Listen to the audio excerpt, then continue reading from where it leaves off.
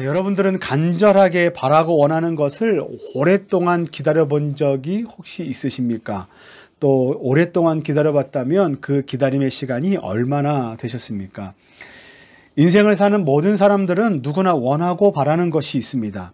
그리고 그렇게 원하고 바라는 것들 중에 어떤 것이 더 중요한지, 그리고 어떤 것이 덜 중요한지를 가늠하는 기준 중에 하나가 뭐냐면 바로 기다림의 시간입니다. 만약 어떤 것을 일주일만 기다린 사람보다 1년을 더 기다린 사람이 있다면 일주일보다는 1년을 기다린 사람의 그 기다림이 더 간절했을 것이에요. 그리고 또 1년을 기다리는 사람보다는 10년을 기다린 사람이, 그리고 10년을 기다린 사람보다는 20년을 기다린 사람이 더 중요하고 간절한 것을 기다리고 있다고 우리는 그렇게 생각할 수 있습니다. 그런데 지금 우리가 사는 시대를 돌아보면 점점 기다림이라는 이 말이 과거 박물관에나 있을 유물처럼 변하고 있다는 생각이 듭니다. 예전에 편지지에 많은 감정들을 글로 적어서 다음날 우체국에 가서 편지를 접수하고 그것이 우체부를 통해서 멀리까지 전달되었다가 또 상대방의 답장을 해서 그것이 우리 집으로 돌아오기까지 기다렸던 그 기나긴 시간들이 아름다운 추억으로 남아있지만 지금은 어떻습니까? 카톡 서비스 또 SNS 메시지로 인해서 그것은 사라진 지 오래가 되었습니다. 더 이상 해외에 있는 누군가와 연락을 할 때도 이제는 기다리지 않아도 되고 지체 없이 연락을 할 수도 있고 심지어 함께 영상으로 통화하면서 일도 함께 할 수 있습니다. 또 예전에는 다른 도시, 다른 나라에 있는 도서관의 책들을 보기 위해서 그곳까지 오랜 시간을 걸쳐서 가야만 하는 수고를 해야 했는데 지금은 어떠냐 하면 어디서나 볼 수 있는 스마트폰으로 일정한 금액만 지불하면 그 책들을 바로 볼 수 있고 또 번역기만 돌리면 그 나라의 언어를 습득하지 않아도 대략적으로 번역하는데 2초나 3초 정도밖에 걸리지 않습니다. 그러니까 이제는 더 이상 기다리지 않아도 되는 시대예요. TV에서 더 이상 광고가 보기 싫다면 우리는 이제 프리미엄 서비스를 가입하면 됩니다. 뭐 넷플릭스를 본다든지 유튜브 프리미엄 서비스를 가입하면 우리는 더 이상 광고를 보지 않고 기다리지 않고 건너뛸 수도 있는 시대가 바로 지금 저와 여러분들이 말하는 지금 이 시대예요. 그러니까 기다리다, 기다림의 시간, 뭐 이와 같은 건 앞에서 말씀드린 것처럼 진짜 박물관에나 있을 유물과 같은 취급을 받고 있는 시대가 바로 지금 우리가 사는 시대예요. 그렇게 기다림이라는 말이 유물이 된 시대에 저는 오늘 말씀을 통해서 여러분들과 함께 우리에게 주시는 기다림의 메시지를 살펴보면서 하나님의 은혜를 나누려고 합니다. 오늘 우리가 함께 읽은 좀 길지만 그 본문 말씀에 보면 매우 긴 기다림의 시간을 보냈던 두 사람이 등장을 합니다. 한 사람의 이름은 시므온이고 한 사람의 이름은 안나예요. 그들이 하나같이 간절하게 기다리고 소망했던 건 무엇이냐 하면 예루살렘의 속량 그리고 이스라엘의 위로였습니다. 그들의 마음과 생각과 그들의 삶의 지향점은 언제나 이렇듯 이스라엘의 위로였어요. 25절 말씀에 보면 이렇게 기록이 되어 있습니다. 예루살렘에 시므온이라 하는 사람이 있으니 이 사람은 의롭고 경건하여 이스라엘의 위로를 기다리는 자라라고 성경이 말하고 있습니다. 37절에 안나는 어떻게 고백하냐 하면 이 사람이 성전을 떠나지 아니하고 주야로 밤낮으로 금식하며 기도함으로 섬겼다라고 되어 있어요. 그러니까 이 말씀들을 봤을 때 시므온이 의롭고 경건하였다는 것과 그리고 안나가 성전을 떠나지 않았던 이 경건한 모습을 보여줬다는 것은 그것을 통해서 그들이 구원을 얻었다는 것이 아니라 그만큼이나 하나님을 향한 위로에 대한 그 갈망, 기다림의 크기, 간절함, 구원에 대한 열망이 매우 크게 그들의 마음 가운데 자리 잡고 있었고 그들의 삶의 모든 초점이 여기에 있었다는 것을 우리는 이 말씀을 통해서 볼 수 있어요. 그런데 지난주 말씀에서도 우리가 살펴봤듯이 예수님께서 아기의 모습으로 이 땅 가운데 오셨을 그 당시의 상황은 팍스 로마나의 시대였습니다. 팍스 로마나는 그야말로 평화의 시대였고 그리고 태평성대의 시간이었어요. 그러니까 당시에는 강한 군사력도 있었고요. 강한 지배력, 통치권, 강한 경제력, 강한 정치력, 심지어 강한 외교력까지 있어서 이 모든 것이 힘을 발휘해서 톱니바퀴처럼 조화롭게 잘 맞물려 돌아가는 시기가 바로 예수님께서 아기의 모습으로 이 땅 가운데 오셨을 그 시기예요. 근데 이런 시기에 인생은 늘 그렇듯 언제나 기다림이 아닌 빨리 효과를 나타내는 그런 쪽으로 흘러가기 마련입니다. 이것이 인간이 가진 특징이고 약함이라고 할 수 있는데 한번 보세요. 많은 돈이나 권력을 가진 사람들이나 또는 반대로 아무것도 갖지 못한 가난하고 비천한 자들이나 너나 할 것 없이 모든 사람들은 기다리는 것보다는 빨리 효과가 나타나는 것으로 가려고 하는 성향이 있습니다. 그러니까 똑같은 빵을 얻으려고 애쓰지만 어떤 사람은 더 맛있는 빵을 원하느냐, 또 어떤 사람은 생존을 위한 빵을 원하느냐의 차이만 있지, 사실 이 두 사람은요 빨리 그 빵을 얻고자 하는 마음이 강하게 자리 잡고 있다는 거예요. 그런데 그처럼 빨리 많이 풍족하게 누리는 것이 힘과 능력의 상징이 되면 될수록 하나님께서 약속하신 그 메시아의 오심에 대한 그 약속은 사람들이 기대하지 않게 돼요. 왜 그런지 아십니까? 눈에 보이지 않기 때문에 그래요. 그리고 기다렸는데도 지금 이 땅 가운데 현실로 이루어지지 않으니 하나님께서 약속하신 그 약속의 말씀을 집중하는 것보다 빠르게 효과가 나타나는 다른 것에 우리의 마음을 두는 것이 더 효과적이구나 라는 마음을 갖게 되는데, 이 상태가 뭐냐면 영적으로 잠자는 상태가 되는 거예요. 그리고 영적으로 침체된 상태예요. 더 이상 하나님에 대한 기대가 없어요. 하나님을 갈망하지 않고 예수 그리스도의 구원의 은혜를 깊이 깨달아 아는 자들이 점점 희미해지고 희박해지는 때라는 거예요. 예전에 이제 제가 친구들과 이제 신대원 친구들, 신학교 친구들과 함께 농담으로 이런 말을 주고받을 때가 있었어요. 용서하고 한번 들어주시기 바랍니다. 어떤 농담이었냐면, 마라나타 주 예수님 이곳에 임하여 주십시오 라고 말해놓고선, 그런데 예수님 지금 말고 조금만 더 있다 오시면 안 되겠습니까? 라고 이야기하는 거예요. 왜 그렇게 얘기했냐면, 제가 좀 결혼 좀 하고 예수님 오시면 안 되겠습니까? 제가 좀 유럽 여행 좀 하고 예수님 오시면 안 되겠습니까? 그러니까 예수님께서 오시는 시간보다 어떤 거예요? 지금 내가 하고자 하는 것이 더 큰 기쁨과 만족을 주겠다라는 그와 같은 마음을 가지고 이런 농담을 했다는 거예요. 그러면 여러분, 결혼하고 나면 예수님 모셔도 됩니까? 유럽 여행을 다녀오면 예수님 모셔도 됩니까? 돈을 10억 벌면 예수님 모셔도 됩니까? 아니요. 이런 식의 논리대로라면 예수님께서는 날마다 오시는 날짜를 연기시키셔야만 합니다. 여러분, 우리의 삶을 한번 돌아보십시오. 저와 여러분들 또한 삶 속에서 예수님을 기대하고 소망하고 바라기보다 어떻습니까? 오히려 계속해서 예수님께서 이 땅 가운데 오셔야 할 날짜를 연기시킬 이유만 계속해서 찾고 있어요. 주님, 장가도 가야 합니다. 시집도 가야 합니다. 돈도 벌어야 해요. 자식들 대학은 좀 보내놔야 되지 않겠습니까? 자식들 결혼하는 모습은 봐야 되지 않겠어요? 손주, 손녀들 좀 얼굴 좀 봐야 되지 않겠습니까? 그 다음에 예수님 오셔도 늦지 않습니다. 라고 계속해서 예수님의 오심을, 예수님으로 인한 기쁨을 계속해서 유보시키고 연기시키는 것이 우리의 마음이에요. 유치하지만 예를 들어보겠습니다. 자, 한번 잘 들어보세요. 우리 어린 친구들도. 성경을 읽어야만 하는데 하루 안 읽었어요.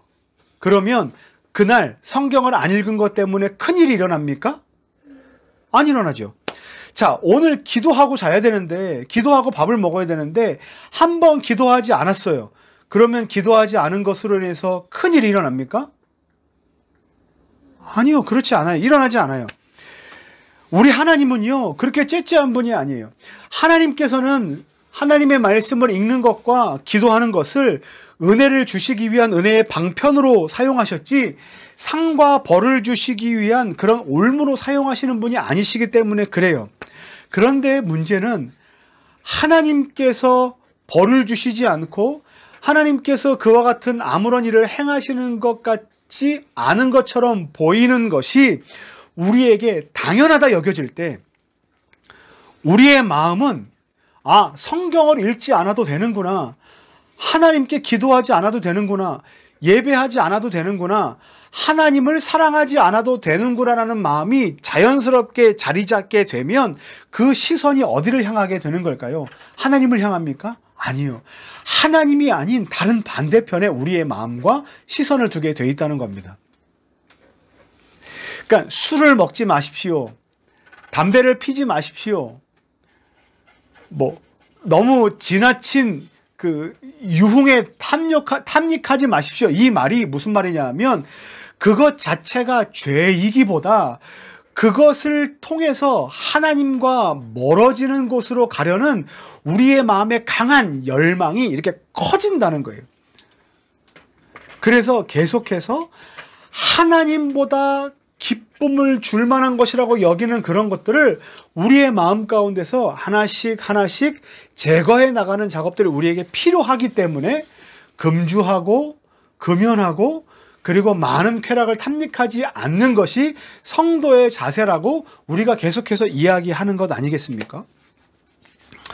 여러분, 사람들은요, 눈에 보이지 않는 기다림의 시간을 갖는 것보다 당장의 효과가 나타나는 어떤 것으로 시선을 바꾸기를 원합니다. 왜 그렇습니까?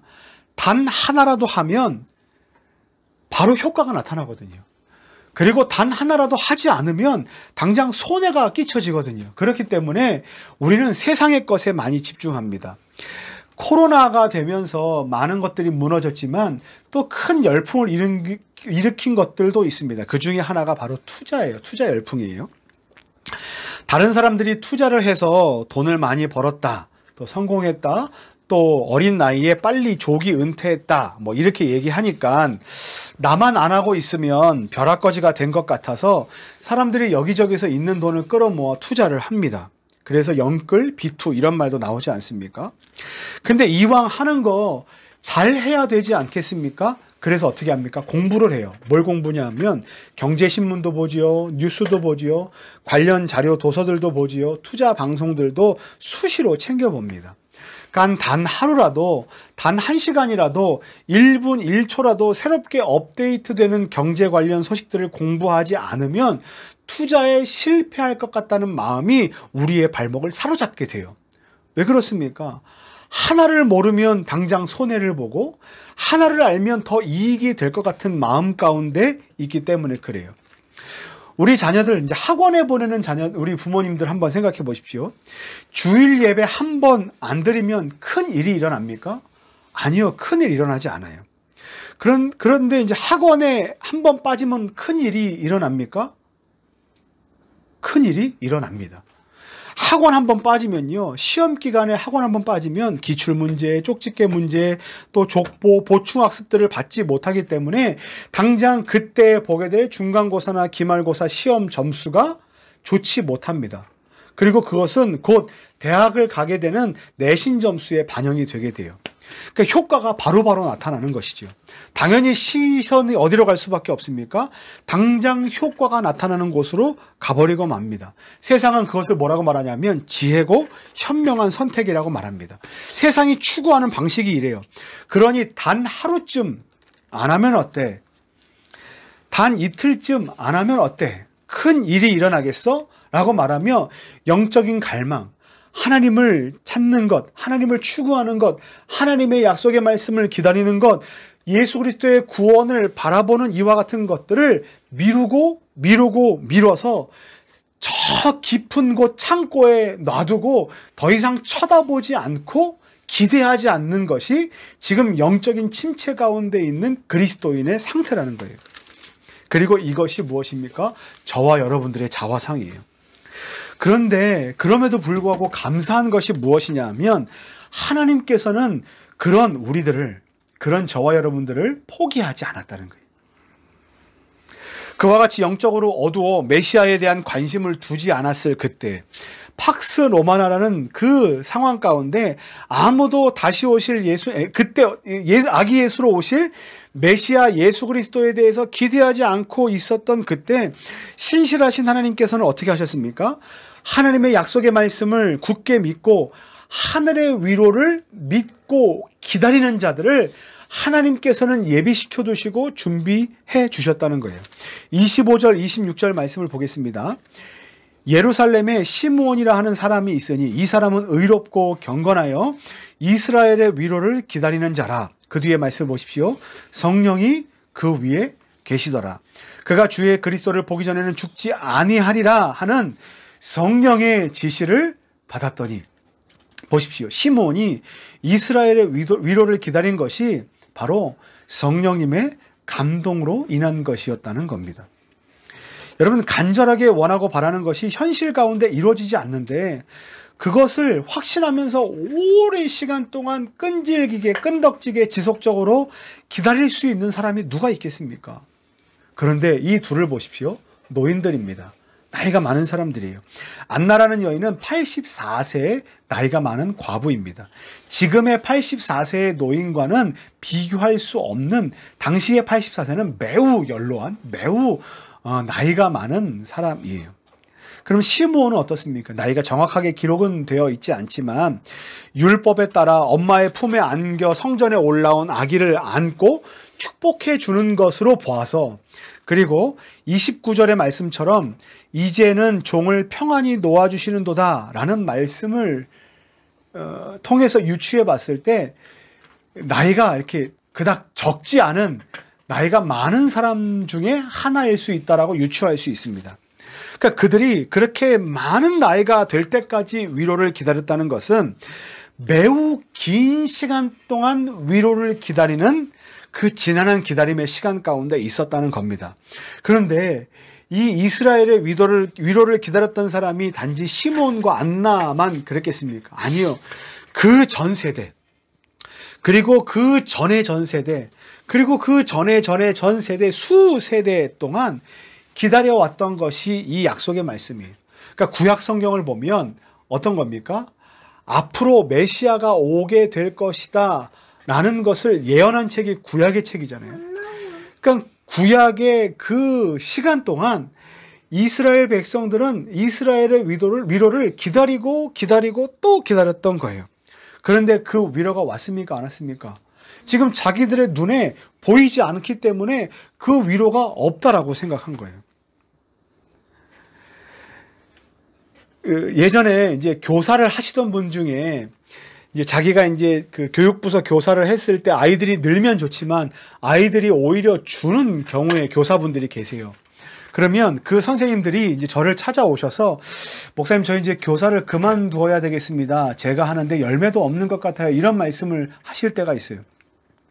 그때 한참을 이야기 나누면서 제가 이제 그 선생님들에게 권면을 하는 그 내용이 있는데 뭐냐면 이런 겁니다. 선생님, 모든 사람들이 다 거두는 사람만 있겠습니까? 누군가는 뿌리는 사역을 해야만 하는 사람도 있고, 그리고 나중에는 누군가는 거두는 사람도 있지 않겠습니까? 함께 계속해서 저와 함께 씨앗 뿌리는 사역을 계속 해주시면 안 될까요? 라고 이렇게 같이 하자고 이제 권면을 해드려요. 이게 아주 멋있는 씨 같은데 실제 당사자에게는 상당한 어려움의 말입니다. 어떤 말이냐면 눈에 보이지도 않는 그 씨 뿌리는 어려운 시간, 뭐 싹이라도 올라오고 줄기라도 올라오고 잎이라도 올라오고 열매가 나면 뭔가 자라는 것을 보는 기쁨이 있겠는데 오히려 줄어들고 땅속에 꺼져가는 것들을 보는 이 마음이 이게 쉽지 않은 거예요. 그 기다림의 시간을 어떻게 기다릴 수 있겠습니까? 꾸준히, 열심히, 성실히 어떻게 씨를 뿌릴 수 있겠어요? 오늘 저희도 이제 이렇게 가정에서 예배를 드리고 있지만, 우리가 개척해서 예배를 드리고 있지만, 말이 좋아 개척이지, 다른 교회들처럼, 다른 목사님들처럼 뭔가 눈에 보이는 것이 없이 이렇게 예배를 드리고, 또 이렇게 드릴 예배를 준비하는 시간이 상당히 쉽지 않은 시간이에요. 저한테도 그렇고 함께 드리는 여러분들에게도 그런 시간이 될 거라 생각을 합니다. 그러니까 일주일의 시간 중에 저는 월, 화, 수, 목요일까지의 시간이 너무나 힘든 시간인 것 같아요. 왜냐하면 보통 주일날 예배를 드리고 월요일날 잠깐 쉬었다가 화요일, 수요일, 목요일 또 막 성도들을 만나고 예배를 드리고 설교를 준비하고 이렇게 하다 보면 물론 지치기도 하겠지만 무엇인가 모양이 있는 그 안에서 활동을 하고 사역을 하기 때문에 그것이 지침이 되지만 하지만 그것이 또 마음 안에 오히려 이렇게 활력이 될 때가 있어요. 내가 무엇인가를 하고 있구나. 그런데 지금 이렇게 예배를 드리고 가정을 처소로 예배를 드렸기 때문에 또 월요일날, 화요일날, 수요일날은 교회의 모양과는 다른 것들로 우리의 삶이 채워지지 않습니까? 그러니까 쉽지 않아요. 그리고 목요일, 금요일이 지나가고 이제 말씀을 준비하고 토요일이 되면 막 이제 신이 납니다. 왜냐하면 하나님의 말씀을 야 이렇게 전하면 되겠구나, 저렇게 전하면 되겠구나, 내일 예배는 이렇게 드리면 되겠구나, 이제 막 머릿속에 돌아가기 때문에 그래요. 여러분, 기다린다는 것은, 아무것도 모양이 없는 데서 기다린다는 것은 정말 힘든 시간이에요. 그럼에도 불구하고 기다리는 것은 무엇인지 아십니까? 하나님의 은혜예요. 기다린다는 건 내가 인내심이 좋아서 기다리는 것이 아니라 내 마음이 넓고 내 아량이 넓고 내 상상력이 풍부하고 나는 그것이 반드시 이루어질 것을 확실하게 믿기 때문에 기다릴 수 있는 것이 아니라 하나님께서 약속하신 말씀을 붙들고 성령님께서 우리 가운데 기다릴 수 있는 힘과 은혜를 주시기 때문에 우리가 기다릴 수 없는 그 삶의 현장에서 기다리는 일을 지속적으로 감당할 수 있는 겁니다. 여러분, 이게 은혜예요. 누가복음의 저자인 누가는요, 이런 일을 기술적으로 기록하고 있어요.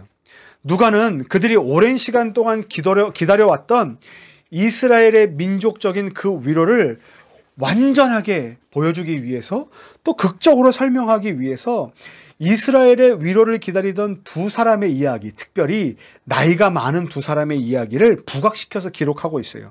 이게 뭡니까?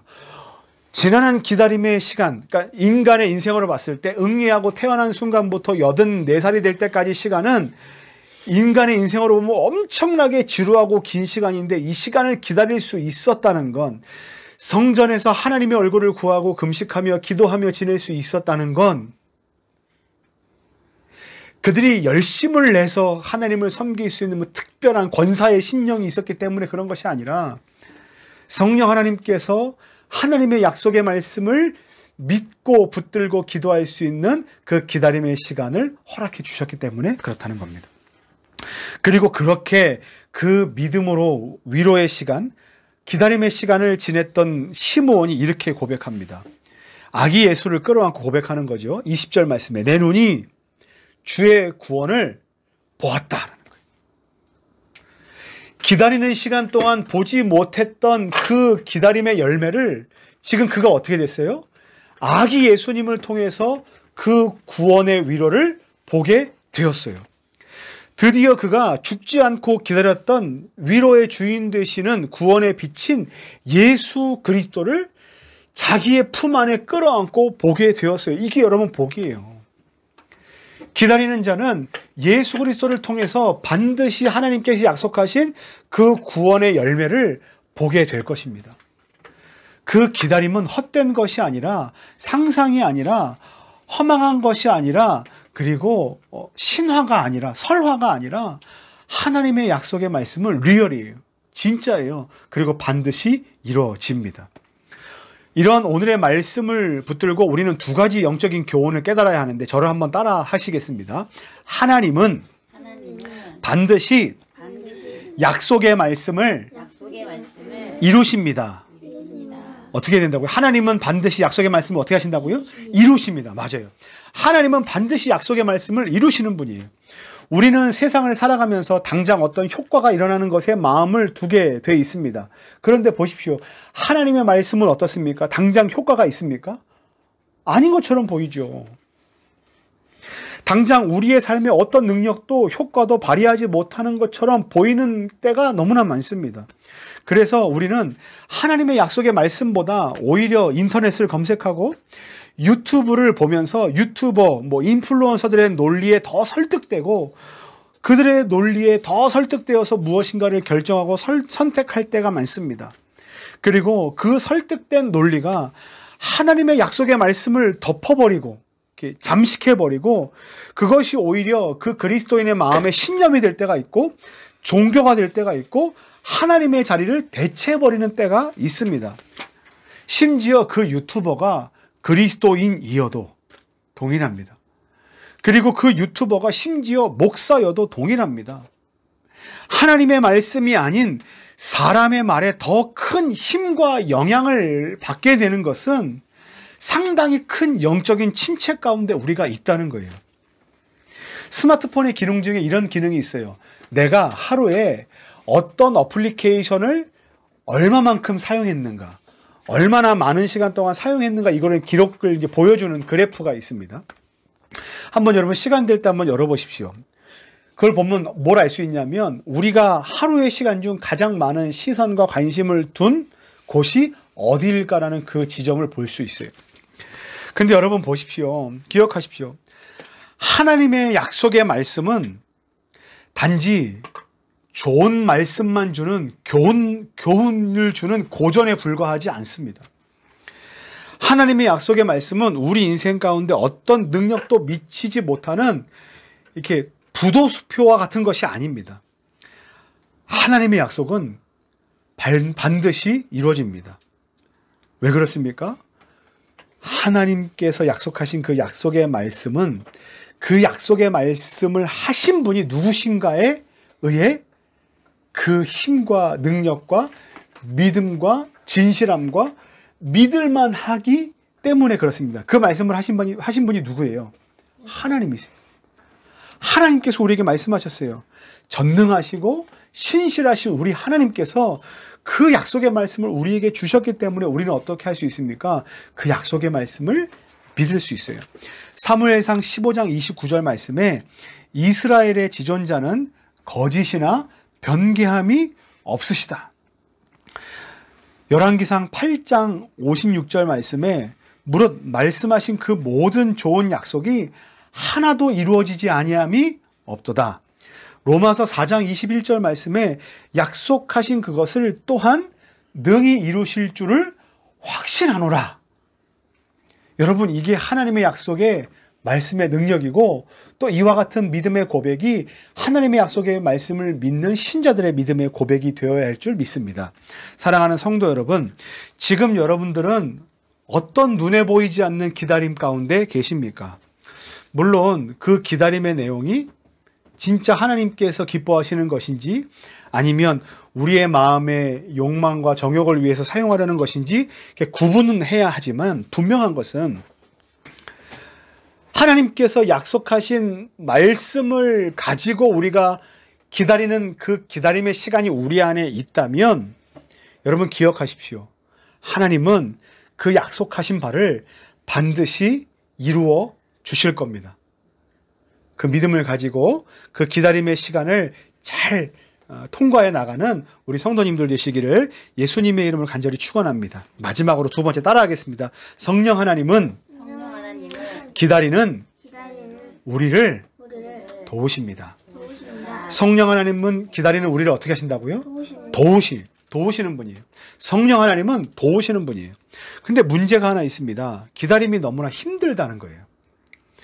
특히 앞에서 말씀드린 것처럼 기다림의 시간은 이제는 유물처럼 쓸데없는 시간이 되었어요. 예전에는 기다림이 미덕이었고 기다림은 더 잘 될 거라고 얘기했는데 이제 기다림은 미덕이 아닙니다. 쓸모없는 것이고 가치 없는 것이라고 여겨지는 시대예요. 그게 지금 이 시대의 시대 정신이에요. 기다릴 필요 없다. 지금 네가 하고 싶은 것이 있으면 얼마든지 해라 라고 말하는 것이 이 시대의 시대 정신이에요.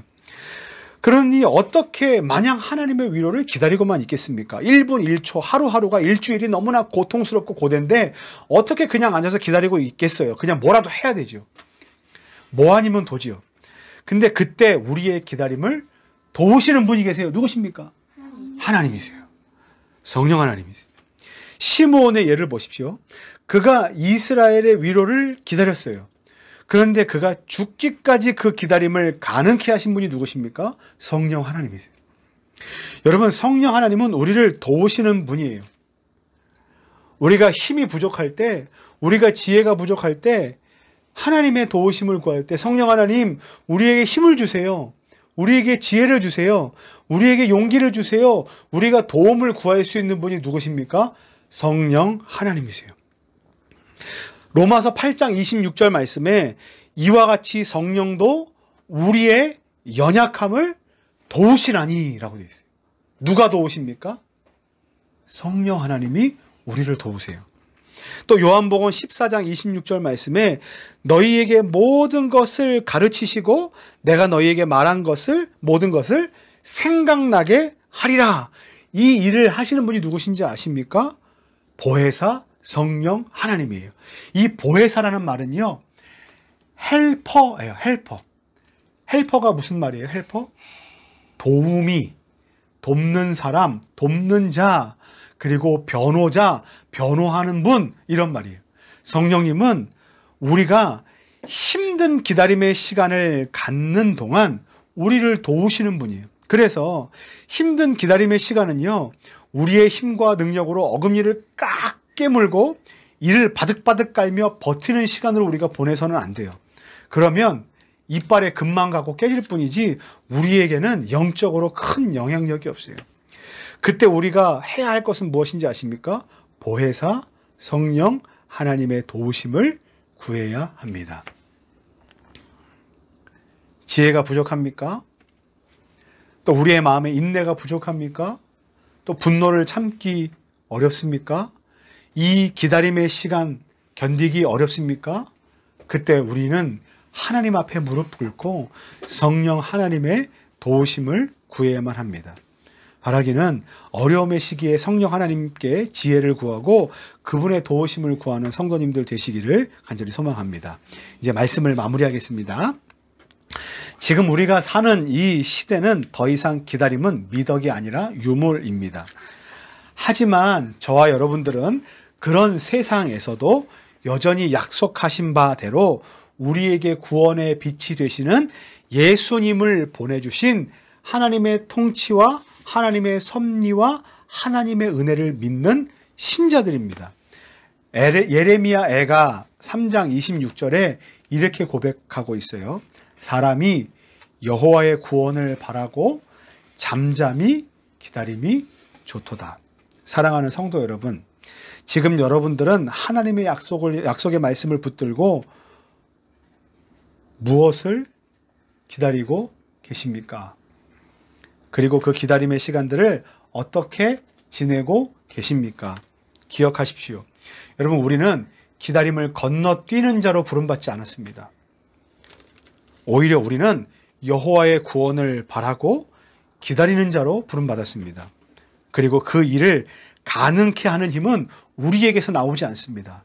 그 기다림을 가능케 하는 힘과 능력을 주시는 분은 바로 우리 하나님이십니다.